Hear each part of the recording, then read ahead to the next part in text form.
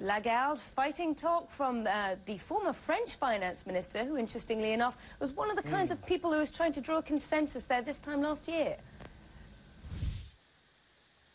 Yes, and she certainly is looking for a consensus, or at least a consensus statement out of all the people meeting here over the next 2 days. What's so interesting, really, is that the Eurogroup, the Eurozone finance ministers, have already been meeting for several hours. They kicked off very early on Friday morning. And the reason for that is they wanted to have 4 or 5 hours of meetings with the Eurogroup and then go into the larger meeting with the European Union 27 finance ministers, central bank governors, people from the IMF, and also Timothy Geithner. It's going to be very important for the markets to get some sense that there is a sense that these people here will do something bold, some action, some words, maybe even more than words, to go along with what we saw the central banks do yesterday. The unity from the central banks did pump all those dollars into the European banks for the next 3 months. So those meetings are already underway, but then in the afternoon, that's when you'll see the IMF and Timothy Geithner joining with the larger group. Here's a bit of a preview of what we might expect. The finishing touches have been added to Wrocław's Convention Center ahead of 2 days of meetings between Europe's financial bigwigs. It's an informal meeting of the EU 27 finance ministers and central bank governors. They happen often and mostly go unnoticed.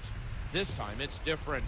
The fear of Greece defaulting on its debt has shined a bright light on this gathering and brought U.S. Treasury Secretary Timothy Geithner back to Europe for the second time in a week, to the delight of the meeting's host. Well, I think it's very important that he's coming, and you'll have to talk to him about his intentions. We're extremely pleased. We think it's very important that we have an outside view. The Polish finance minister says the Eurozone only has a matter of months to try and restore confidence in the euro, the very foundation of the European Union as an institution. This is why we have to really mobilize ourselves and make sure that none of these threats materialize. But talk will not help Greece pay its bills. The country's leaders vow they will meet deficit targets in order to get an already agreed upon second bailout. Europe's finance ministers here will be asked if their countries will keep pushing for increased bailout funds for Greece and other indebted countries. These finance ministers remember all too well the financial market chaos caused by the failure of Lehman Brothers Investment Bank 3 years ago this week.